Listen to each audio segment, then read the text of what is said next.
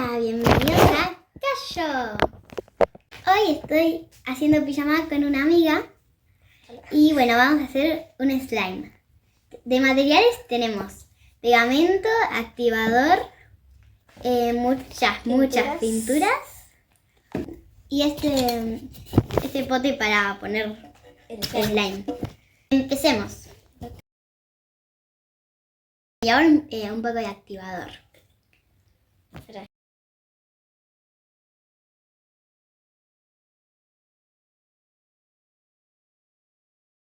Y revolvemos un poquito. Estamos revolviendo. Se rehace, pará. Ahora falta igual. Falta Es nuestra como... primera vez haciendo así. Sí. ¿Cómo queda? Le vamos a poner las puntas.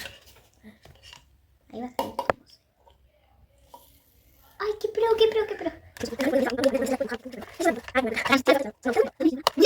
Chicos, va así. O sea, medio raro.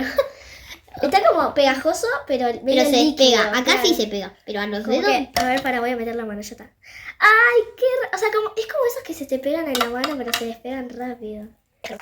Ay, no, Bueno, y ahora que ya lo tenemos así, vamos a ponerle el color. no agregamos más. A ver, pusimos esto de cantidad. Ya le pusimos el color Ahí. y lo cerramos. Y ahora bueno, hay que revolver. A ver, hoy está muy pegado. Me da misma charla. Bueno, y después de estar amasando, nos quedó tipo este Sí. color. Ay. Y ahí. Bueno, y así fue como nos quedó. Vamos a ver si nos sale a hacer una burbuja. A ver, que como que estirar. Mucho. Para arriba, no para el costado. O sea, sí, pero... ¡Ahí! ¡Para! ¡No salió!